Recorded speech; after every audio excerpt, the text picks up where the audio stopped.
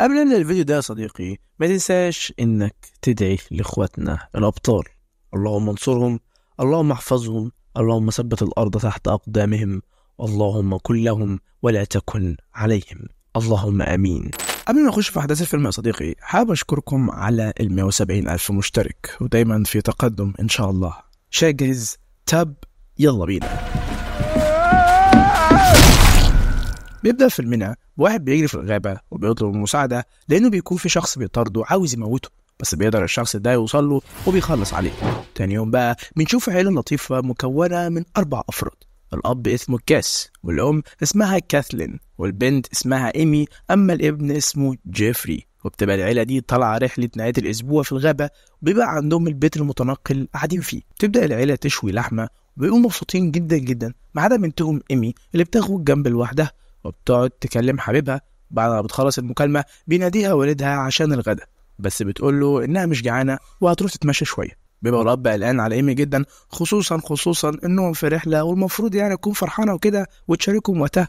بس كاسلين بتعرفه إنها كبرت وعايزة تحس إن شخصيتها مستقلة وبتعمل اللي هي عاوزاه. في الوقت ده بتوصل عربية فيها 2 رجالة شكلهم غريب اسمهم مات وبيلي، وبيسألوا عن شخص اسمه ميلر، وبيوصفوا الأسرة على أمل إن حد يكون شاف ولا حاجة، لأن ميلر ده بيكون مرجعش بيته من امبارح وهم قلقوا عليه فخرجوا دوروا عليه. ولكن الأب بيعرفهم إنهم ما شافوش ميلر ده، ولو وصلوا لحاجة هيعرفوهم. وساعتها بتيجي إيمي وبيسألها مات إن كانت شافت ميلر ولا لأ، لكنها هي كمان بتقول إنها ما تعرفوش ولا شافته قبل كده.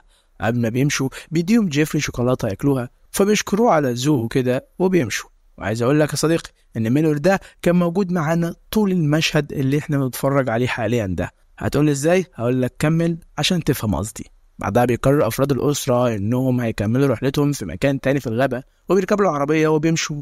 بس في الطريق بيقابلوا بيلي وميت تاني، ولكن المره دي بيكون عربيتهم عطلانه.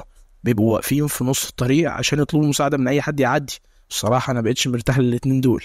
فبيفتكر الاب هو كمان انهم عاملين ليهم كمين، وبتقلق كاثرين جدا خصوصا لما بتشوف انهم معاهم بندقية. تطلب من زوجها انه يلف ويرجع بسرعة، ولكنه بيطمنها وبيقول لها انه مش هينزل من العربية غير لما يعرف هم عاوزين ايه.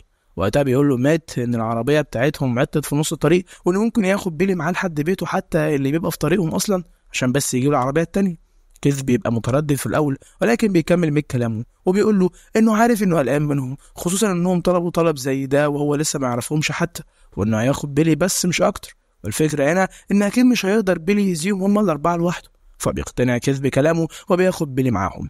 وفي الطريق بيسأل كيث بيلي عن نفسه وحياته واللازم منه يعني. فبيقول له بيلي إنه عايش في بيت عمه وبيعتبره أكتر من أبوه، لأن هو اللي رباه بعد ما عيلته اختفوا مرة واحدة وهو صغير. وعمه ده بيكون عنده بنتين، سافانا عندها 23 سنة وجولي عندها 18. وبيعرفوا إن سافانا متفوقة في الدراسة ومحترفة في الرماية، وبتحب الطبخ وكمان بتحب الموسيقى وبتحب تعزف على البيانو. وبيعرض عليهم يستضيفهم في بيتهم الليلة عشان يتعرفوا على أهله أكتر. فبيوافق كيس على العزومة دي على طول. بس فجأة صديقي وبدون أي مقدمات بيقوم جيفري يقتل بيلي بالسكينة اللي معاه لحد لما بيموت. والصدمة الأكبر إن محدش فيهم بيتفاجئ من اللي جيفري عمله، وبيظهر إنهم متعودين على كده أصلا. وأبوه وأمه وأخته بيبقوا فرحانين بيه جدا، لو كمان دول بيقوموا يلبسوا لبس شبه لبس المشرحة كده، وده لبس الشغل بتاعهم. وبيبتدوا يقطعوا في جثة بيلي وبياكلوا أجزاء منها كمان. وكيث بيدي لبنته إيمي عين بيلي عشان تاكلها عشان تقوي النظر يعني، أو هي بتحب الصراحة العيون، ده الجزء المفضل ليها في البشر. ولما بيفتحوا الفريزر عشان يحطوا جثة بيلي بيتفاجئ إن في جثة تانية يا صديقي. وبنعرف إن الجثة دي بتكون بواقي جثة ميلر، لأنها بتكون نفس المواصفات اللي بيلي وميت قالوها لأفراد الأسرة في الأول. فاكر بقى المشهد اللي كانوا بيشوا فيه لحمة ده ما كانش مجرد لحمة عادية، دي كانت لحمة ميلر. عشان كده قلت لك انه كان موجود معنا في المشهد بس ما حدش واخد باله.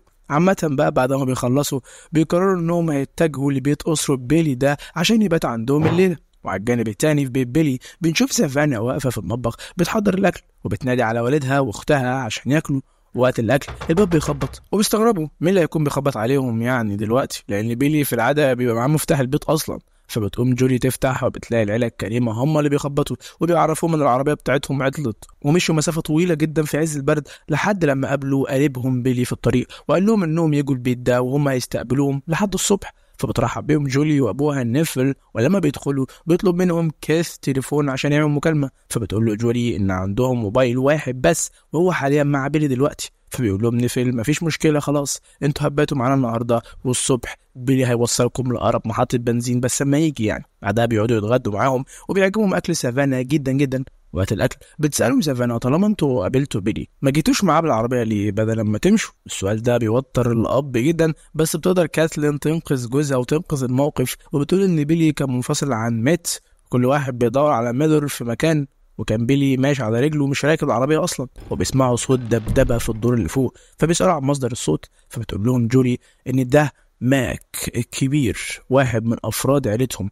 بيبقى راجل ضخم جدا زي البيك شو كده، وهو بينزل يتغدى معاهم. في الوقت ده بيبقى ميت لسه في الغابة في عز البرد، وبتبقى بطنه بتوجعه جدا لأن الشوكولاتة اللي أكلها فيها سم، وبيحاول يتملك نفسه. وبيتصل بيلي وبيلاقي إن تليفونه مقفول، فبيسيب له رسالة صوتية بيستعجلوا فيها إنه يجي لأنه خلاص تعب من البرد. وقتها بيوصل ضابط للمكان وبيعرض على ميت إنه يوصله، ولكن ميت بيرفض لأن كان في بينهم موقف زمان وحش وميت مش ناسيه لحد دلوقتي، بس مش بنعرف إيه الموقف يعني. على الناحية التانية في البيت الرجالة بعد الأكل بيعرض عليهم جيفري حله بالشوكولاتة اللي معاه، بس سافانا ونيفل بيرفضوا وبيشكروه. أما ماك وجولي بياكلوا عادي. بعدها بيطلب نيفل من سافانا تعزف حاجة على البيانو عشان الضيوف اللي عندهم، وبتعزف سافانا مقطوعة صغيرة كده وبتعجبهم كلهم. حاليا بقى بيطلعوا عشان يناموا، فبتروح جولي تودي جيفري لأوضة بيلي عشان ينام فيها، ونيفل بياخد كاس وكاثلين لأوضة الضيوف. أما إيمي فهتنام في أوضة سافانا معاها، بس سافانا بتقرر انها تسيب لها الاوضه وتنام هي على الكنبه، ولكن ايمي بترفض الكلام ده. بنرجع تاني لكاس اللي بيتكلم مع مراته وبيقول لها ان العائق الوحيد عشان يخلصوا على العيله دي هو ماك. وجيفري الصراحه اتصرف بذكاء عشان يديله الشوكولاته، لانه لما يجي يقتله هيكون تعبان جدا من اثر السم ومش هيقدر يدافع عن نفسه. بس كاسلين بتبقى خايفه وبتساله هل جاب المسدس معاه، فبيقول لها لا، لانه مش عاوز عياله يتعلموا يموت الناس بسهوله. وبتقول لمراته ان مش لازم يقتلوا العيله دي، دول ناس طيبين جدا يا خال، ليه نعمل كده؟ فبيقول لها ان الناس دي عايشه من غير سبب ودي قله ادب وما لهمش اي طموحات، احنا هنريحهم وبس. وبيقول لها انه هيروح يشوف جيفري قبل ما يعمل تصرف متهور. وقبل ما يخرج من الاوضه بتطلع كاتلين حبوب مهدئه من شنطتها وبتاخدها عشان بتكون متوتره جدا جدا، وشكلها اطيب واحده فيهم وبتعمل كده غصب عنها. وبيروح بقى صاحبنا ده لجيفري وبيتفقوا كل واحد فيهم هيقتل مين.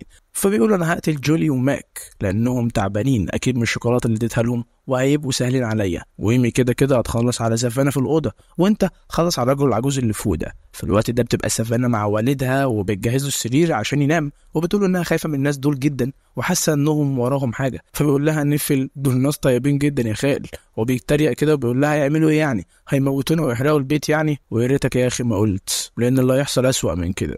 وبيكمل كلامه مع بنته وبيعرفها انهم ناس محترمين جدا هيقضوا الليله في بيتهم وهيمشوا على طول. حاليا بقى بتروح سافانا عشان تنام، وبتنام هي وايمي على السرير، بس بيكون مش جاي لهم نوم، عشان كده بتطلع ايمي سجاير وبتشرب، وبتعرف سافانا ان ولادها ما يعرفش انها بتشرب، فيا ريت ما تقولوش لان ممكن يموتها. وبتخلي سافانا تشرب معاها اللي بتكون بتجرب لاول مره في حياتها اساسا. في الوقت ده بتبقى جولي في الحمام بتجيب اللي في بطنها وتعبانه جدا، وده بسبب الشوكولاته اللي جيفري اداها لهم. وبيجي ماك هو كمان اللي بيبقى تعبان وعاوز يدخل الحمام عشان يجيب اللي في بطنه، لكن جولي بتكون جوه. فبيخرج ماك بره البيت عشان ياخد راحته، وساعتها بيجيله جيفري وبيفضل يضربه بالسكينه اللي معاه وبيسبب له اصابات كتيره جدا. وبيقع ماك على الارض وبيخنقوا جيفري بالسلسله اللي معاه عشان يضمن انه مات تماما.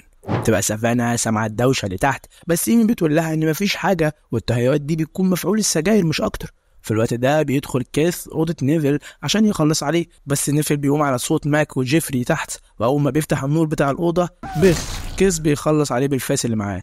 بيبقى كيث شاف جيفري وهو بيقتل ماك وبياخده في الأوضة، وبتصدم كاسلين من ابنها انه اتصرف بدماغه من غير ما يرجع لحد فيهم، وبيقول له كيس انه هيعاقبه أسوأ عقاب بس لما يروحوا البيت، وبيطلب منه يروح اوضته، وبيعمل نفسه انه بيزعله وكده، وبيخرج وراه وبيقول له ان هو فخور بيه جدا، وبيديله هديه وهي قطعه من جثه نيفل عشان ياكلها مكافاه ليه يعني. في الوقت ده بتبقى ايمي مع سافانا وبتطلع السكينه بتاعتها عشان تموتها، ولكن سافانا بتخبط ايمي غصب عنها وبتقع ايمي على الارض والسكينه بتدخل في رجلها. فبسبب الجرح بتحاول سافانا انها تساعدها، وبتسالها هي شايله السكينه معاها ليه اصلا، فبتقول لها عشان كانوا في الغابه وهي بتحمي بيها نفسها مش اكتر. وبسبب انها بتكون خايفه عليها جدا جدا بتقرر ما تقتلهاش. شكلها طيبه هي كمان، وابوها اللي بيجبرها تعمل ده. عامه بتنزل سافانا الجراج عشان تجيب علبه الاسعافات وتعالج ايمي، بس بتسمع صوت غريب جدا وبتاخد الكشاف وبتروح ورا مصدر الصوت، وبتتفاجئ لما بتلاقي كيث وكاسلين نازلين من العربيه بتاعتهم، فبتستخبى عشان تعرف هما كانوا بيعملوا ايه، خصوصا ان هم قالوا اصلا ان العربيه بتاعتهم عطلت في مكان بعيد. فسافانا بتسمع كاسلين وهي بتقول لزوجها استنى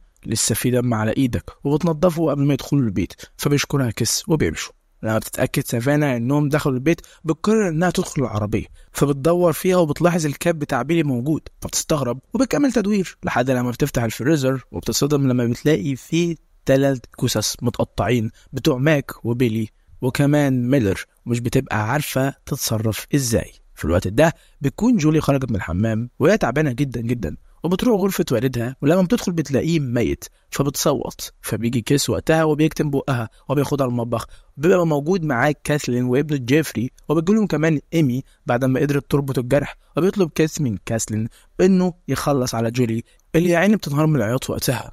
وبتبقى كاسلين متردده في الاول ومش عارفه تموتها وبتبقى خايفه جدا، وفجاه بتتصاب كاسلين بسهم في رقبتها بيوقعوا على الارض، وبيتخضوا كلهم من الموقف وبيناموا على الارض عشان محدش فيهم يموت. وبتنهار ايمي بسبب موت والدتها، وبتقول لوالدها ان كل ده بسببه وبسبب تفكيره المجنون وانه لازم يتعالج، بس والدها بيقول لها ان دول عيله فاضيه ما لهمش اي لازمه في الحياه ويستحقوا انهم يموتوا. بعد ما ايمي بتستوعب الموقف بتتوقع ان سافانا هي اللي قتلت والدتها لانها الوحيده اللي عايشه فيهم حاليا. وقتها سافانا بتكون دخلت اوضتها من الشباك واخدت تليفون ايمي واتصلت بميت وطلبت مساعدته، وبيسمع جيفري صوت في الاوضه فبياخد السكينه وبيتحرك ناحيتها، واول ما بيفتح الباب بتضربه سافانا وبيغمى عليه.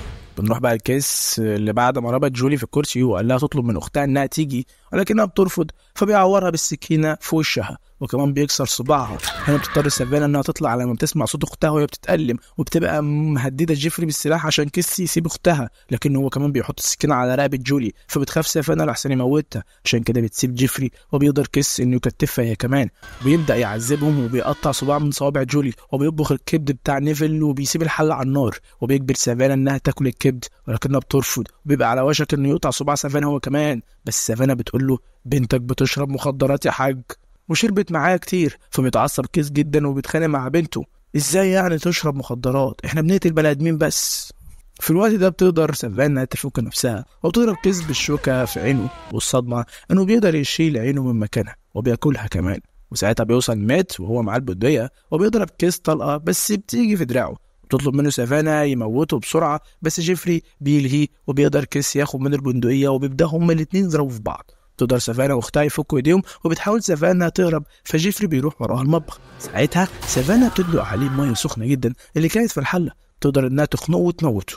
نرجع لكيس بقى وميت، بيبقى ميت على وشك انه يموت كيس، بس كيس بيقدر ياخد سكينه على الارض وبيضربه بيها، وبسبب ان الضربه كانت في دماغه بيموت على طول. ساعتها بقى بتضربه جولي بالشاكوش في دماغه لحد لما بيموت، وبتروح جولي لاختها عشان تطمن عليها، بس الحكايه مش بتخلص لحد هنا، لان ايمي بتيجي من ورا جولي وبتطعنها بالسكينه في ظهرها وبتموتها. ساعتها بتتعصب سافانا على الاخر وبتطلع تجري ورا ايمي عشان تموتها، وبتخرج ايمي بره البيت وبتخرج وراها سافانا. فجاه بتضرب طلقه في نص دماغها من الضابط اللي بيبقى فاكر ان سافانا المجرمه وهي بتحاول تقتل ايمي. وبعدين الضابط بيطلب الاسعاف عشان يعالجوا جروح ايمي، وبيسمع صوت غريب بين الشجر، فبيروح يشوف في ايه، والصدمه بقى ان ايمي بتروح وراه وبتطلع سكينه وبتطحن بيها الضابط وبتموته. بعدها بتروح تركب عربيه بتاعت والدها وبتولع سجاير وبتشغل اغاني وبتمشي بعد ما ولعت في البيت كله. وهنا الحاج كان عنده حق، وهم قتلوهم فعلا وولعوا في البيت كله. حد هنا بيخلص الفيلم. فيلم جميل يعني بالنسبه لافلام الرعب اللي معروضه حاليا، والصراحه يعني لازم يبقى كل سنه كده في فيلم رعب ليه علاقه باكل لحوم البشر، دي بتبقى حاجه كده ايه بتروق على دماغ الواحد. الفيلم حلو، خصوصا الصدمه اللي الواحد اتصدمها اما طلعوا هم عائله اكل لحوم بشر وكده، وفيلم مش مختلف قوي ولكنه كان كويس جدا وعجبني جدا جدا. اتمنى بس يبطلوا قله ادب في الافلام بتاعتهم والدنيا هتبقى تمام. تقييم الفيلم ده فهو 6/10. متنساش تعمل لايك واشترك في القناه وتفعل الجرس، ولو ما صليتش اي فرض من فروض ربنا النهارده قوم صلي دلوقتي، لان الصلاه اهم مني ومنك ومن اليوتيوب كله ومن اي حد على وجه الارض. وما تنساش يا صديقي طول ما انت قريب من ربنا وبتعمل خير كله هيبقى تمام. اشوفكم في الفيديو الجاي، يلا سلام.